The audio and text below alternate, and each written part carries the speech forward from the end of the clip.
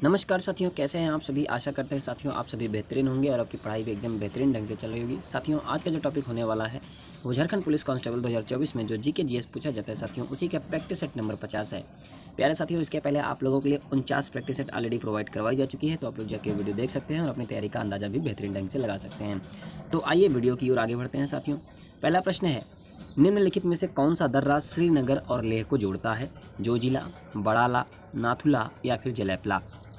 तो कौन सा दर्रा है साथियों जो श्रीनगर और लेह को जोड़ता है? तो जोजिला दर्रा जो है वो श्रीनगर को लेह से जोड़ता है। किसी पर्वत या पहाड़ी में स्थित अनुप्रस्थ संकरित द्रोणी व निचला भाग जिससे होकर स्थल मार्ग गुजरता है उसी को हम दर्रा या पास कहते हैं साथियों। ठीक है, जैसे हम जोजिला दर्रा की बात करें तो जोजिला दर्रा जो है साथियों वो जम्मू कश्मीर राज्य में है और श्रीनगर से लेह को जोड़ता है। बड़ा लाचा दर्रे की बात करते हैं तो ये हिमाचल प्रदेश में स्थित है और लेह और मंडी को जोड़ता है, ये लेह और मंडी को जोड़ता है। इसी तरीके से नाथुला दर्रा की बात करें तो यह सिक्किम में स्थित है और यह सिक्किम और दक्षिण तिब्बत में चुम्बी घाटी को जोड़ता है। जलेपला सिक्किम में स्थित है और सिक्किम को तिब्बत के स्वायत्त क्षेत्र से जोड़ता है। ठीक है, तो ये कुछ प्रमुख दर्रे थे साथियों। अंतर्राष्ट्रीय नृत्य दिवस कब मनाया जाता है? 27 अप्रैल को, 29 अप्रैल को, 28 अप्रैल को या फिर 30 अप्रैल को। तो अंतर्राष्ट्रीय नृत्य दिवस कब मनाया जाता है साथियों? तो 29 अप्रैल को मनाया जाता है। अंतर्राष्ट्रीय नृत्य दिवस प्रतिवर्ष 29 अप्रैल को मनाया जाता है। अंतर्राष्ट्रीय नृत्य दिवस अंतर्राष्ट्रीय रंगमंच संस्थान ITI की नृत्य समिति द्वारा बनाया गया था, जो कि यूनेस्को की प्रदर्शन कलाओं का मुख्य भागीदार है। 1982 में अपनी स्थापना के बाद से अंतर्राष्ट्रीय नृत्य समिति और अंतर्राष्ट्रीय रंगमंच संस्थान ITI प्रत्येक वर्ष अंतर्राष्ट्रीय नृत्य दिवस के लिए एक संदेश लिखने के लिए एक उत्कृष्ट नृत्य व्यक्ति का चयन करते हैं। 2020 के संदेश लेखन के लिए दक्षिण अफ्रीका के ग्रेगरी बुयानी माकोमा को चुना गया था। लंदन में संपन्न हुए दूसरे गोलमेज सम्मेलन में कांग्रेस का प्रतिनिधित्व किसने किया था? लाल बहादुर शास्त्री ने किया था, वल्लभ भाई पटेल ने, जवाहरलाल नेहरू या फिर महात्मा गांधी ने। तो किसने किया था साथियों? महात्मा गांधी ने किया था। द्वितीय गोलमेज सम्मेलन 7 सितंबर 1931 से 1 दिसंबर 1931 में कांग्रेस ने भी भाग लिया था, जिसका नेतृत्व महात्मा गांधी ने किया था। इस सम्मेलन में सरोजिनी नायडू और एनी बेसेंट ने भाग लिया था, जिसमें महिलाओं का नेतृत्व एनी बेसेंट ने किया था। गांधी जी सम्मेलन में भाग लेने के लिए लंदन SS राजपुताना जहाज से गए थे। यह सम्मेलन सांप्रदायिक समस्या पर विवाद के कारण असफल रहा। अगला प्रश्न है, निम्नलिखित में से कौन सी भारतीय खदान दुनिया की सबसे बड़ी यूरेनियम खदानों में से एक है?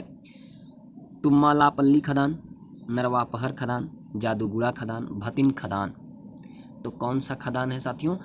तुम्मालापल्ली खदान। यह ऐसी भारतीय खदान है जो दुनिया की सबसे बड़ी यूरेनियम की खदान है।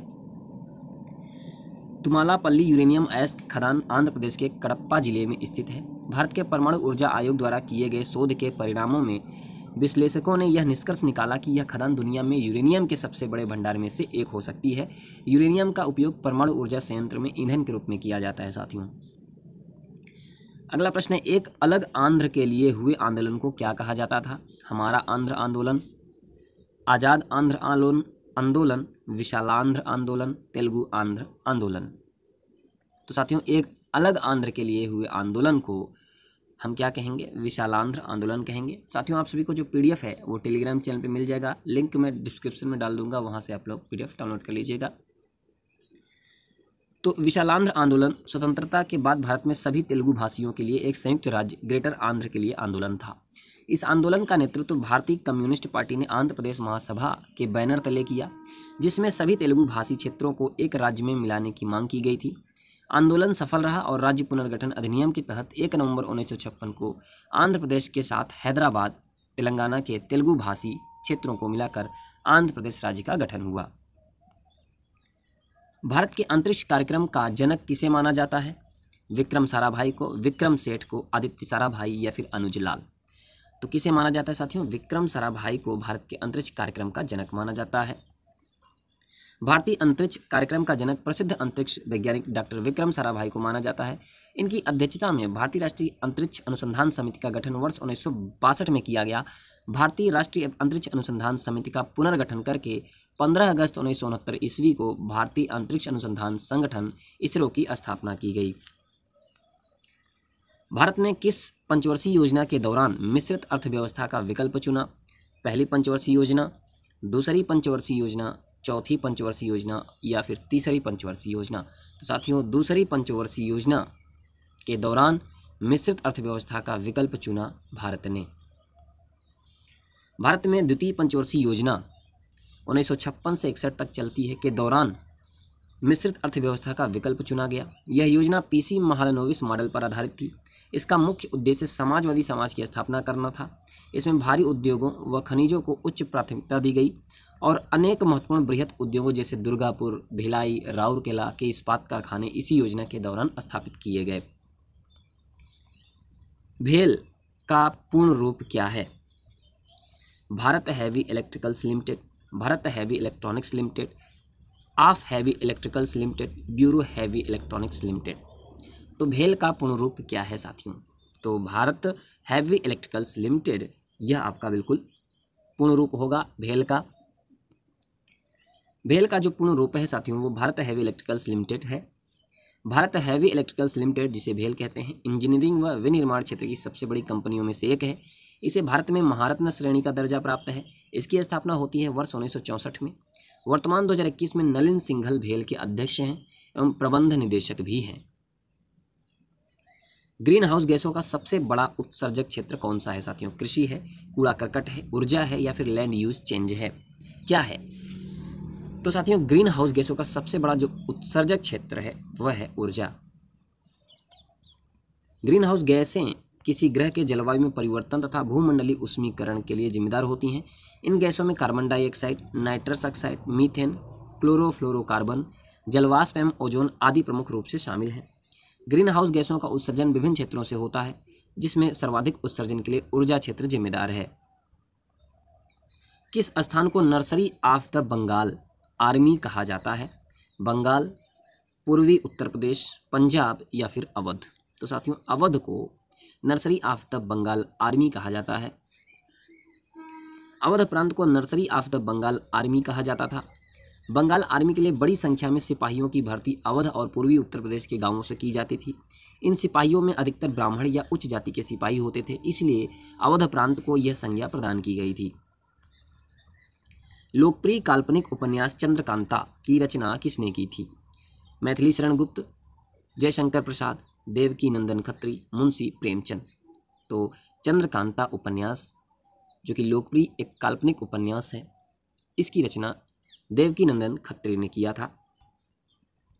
लोकप्रिय काल्पनिक उपन्यास चंद्रकांता की रचना देवकीनंदन खत्री ने की थी। इसका प्रकाशन सन 1888 में हुआ था।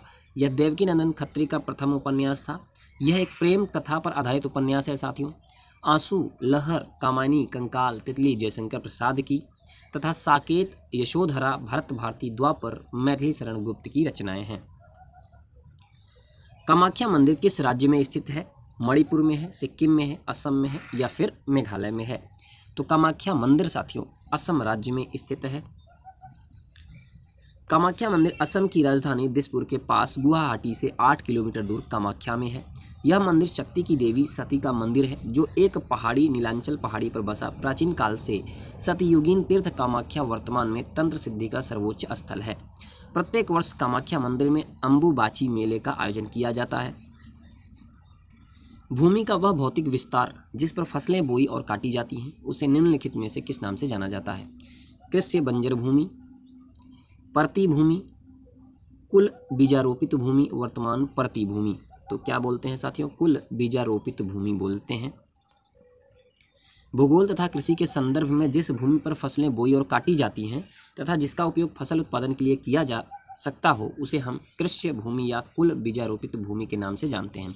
ऊसर या बंजर भूमि वह भूमि होती है जिसमें लवणों की अधिकता होती है तथा इस प्रकार की भूमि में कुछ नहीं अथवा बहुत कम उत्पादन होता है। परती भूमि वह भूमि होती है जिस पर पहले कृषि की जाती थी परंतु अब इस भूमि पर कृषि नहीं की जाती है। जबकि वर्तमान परती भूमि वह भूमि होती है जिसमें पहले कृषि की जाती थी परंतु उपजाऊ शक्ति के कम होने से इसे वर्तमान समय में खाली छोड़ दिया गया है। ठीक है, हमारी जिह्वा पर कौन सा अभिग्राही रिसेप्टर स्थित होता है? साथियों जो हमारे प्रिय साथी गांव से रिलेटेड होंगे उनको पता होगा परती भूमि क्या होती है और ऊसर भूमि क्या होती है। ठीक है, तो उनको पता होगा बंजर भूमि कैसी होती है। गांव के जो हमारे दोस्त साथी होंगे उनको पता होगा। और जो हमारे साथी शहर से बिलोंग करते हैं तो वो प्रश्न के माध्यम से जो हमने बताया प्रतिभूमि किसे कहते हैं डिटेल्स में, उसके माध्यम से आप समझ सकते हैं। हमारी जीवा पर कौन सा अभिग्राही रिसेप्टर स्थित होता है? प्रकाशग्राही, तापग्राही, रस संवेदी ग्राही। तो हमारी जीवा पर साथियों रस संवेदी अभिग्राही रिसेप्टर जिसे कहते हैं स्थित होता है। जीभ मुख के तल पर एक पेशी होती है जो भोजन को चबाना और निगलना आसान बनाती है। यह स्वाद अनुभव करने का प्रमुख अंग होता है।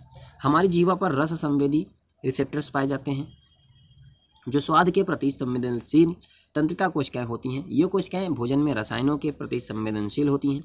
जीभ मूल रूप से 4 प्रकार के स्वाद के प्रति संवेदनशील होती हैं: नमकीन, खट्टा, कड़वा तथा मीठा। निम्नलिखित में से कौन सी ई शॉपिंग वेबसाइट नहीं है साथियों? www.paperfree.com, www.flipkart.com, www.twitter.com, www.jabong.com। तो साथियों www.twitter.com जो है वो ई शॉपिंग वेबसाइट नहीं है। ट्विटर एक मुक्त सामाजिक माइक्रो ब्लॉगिंग इंटरनेट सेवा है जो अपने उपयोगकर्ताओं को अपनी अद्यतन जानकारियां, जिन्हें ट्वीट्स कहते हैं, एक दूसरे को भेजने और पढ़ने की सुविधा देता है। ट्विटर की स्थापना 2006 में होती है साथियों, जबकि फ्लिपकार्ट, जबोंग और पेपर फ्री ई शॉपिंग वेबसाइट है।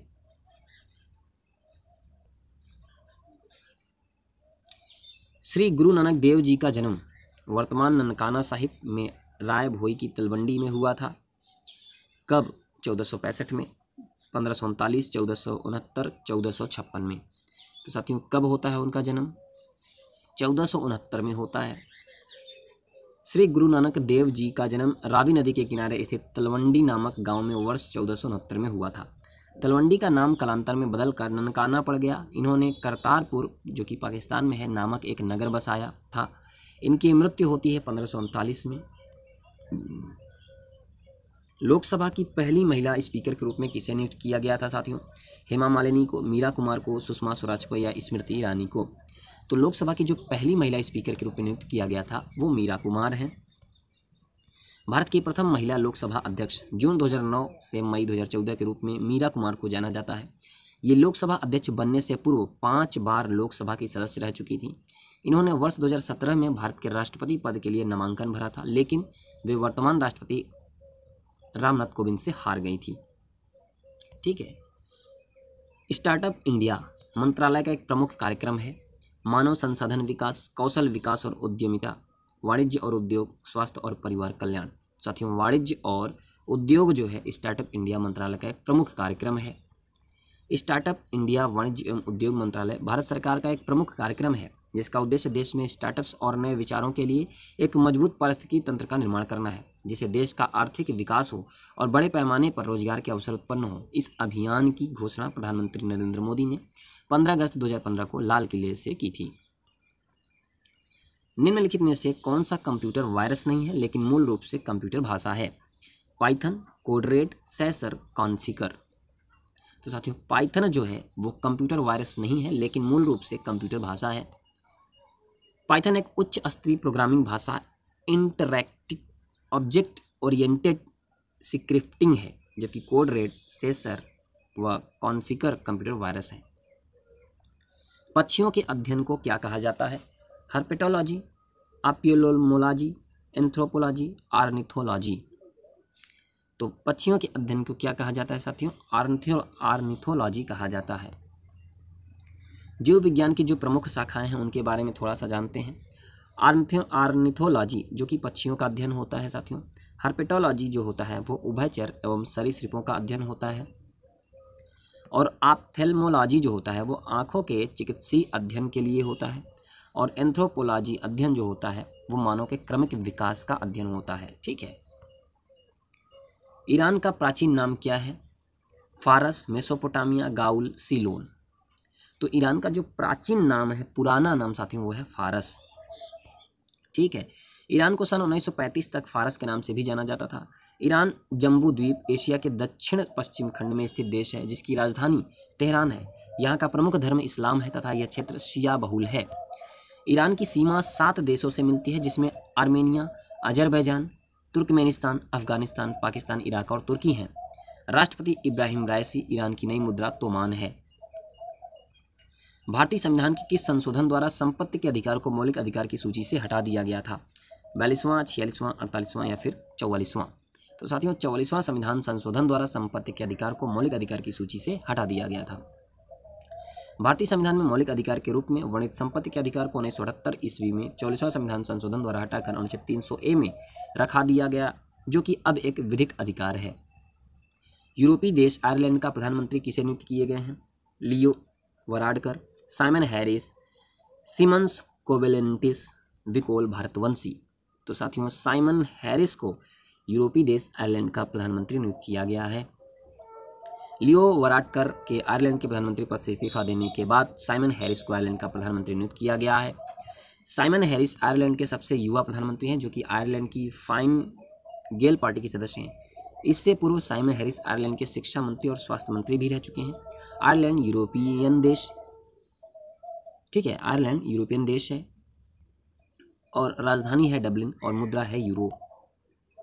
असम राज्य में नरेंद्र मोदी ने स्टैच्यू ऑफ वेलोर का अनावरण किया। स्टैच्यू ऑफ वेलोर किसको समर्पित है? जंबोनाथ लाउधर को, उल्फाई को, योद्धा लाचित बोरफुकन को, अली अख्तर को। तो योद्धा लाचित बोरफुकन को समर्पित है यह मूर्ति। 9 मार्च को प्रधानमंत्री नरेंद्र मोदी असम राज्य के दौरे पर थे। इस दौरान प्रधानमंत्री ने असम योद्धा लाचित बोरफुकन को समर्पित स्टैच्यू ऑफ वेलोर का अनावरण किया। स्टैच्यू ऑफ वेलोर की ऊंचाई 125 फीट, मुख्य प्रतिमा 84 फीट और base 41 feet. Statue of valour को मूर्तिकार राम बी सुतार ने डिजाइन किया है। प्रधानमंत्री द्वारा भारत के सबसे लंबे केबल ब्रिज का उद्घाटन किया गया। इस सबसे लंबे केबल सेतु का नाम क्या है? अटल सेतु, सुदर्शन सेतु, नरेंद्र सेतु या फिर द्वारिका सेतु? तो साथियों सुदर्शन सेतु इस सेतु का नाम है। 25 फरवरी को प्रधानमंत्री नरेंद्र मोदी ने गुजरात के द्वारिका में भारत के सबसे केबल पुल का उद्घाटन किया। नाम सुदर्शन सेतु या सुदर्शन ब्रिज पहले सिग्नेचर ब्रिज था। लंबाई 2.32 किलोमीटर लंबा पुल कनेक्ट गुजरात के ओखा गांव से बेट द्वारका द्वीप प्रोजेक्ट की शुरुआत 2018 में होती है। कुल लागत लगभग 980 करोड़।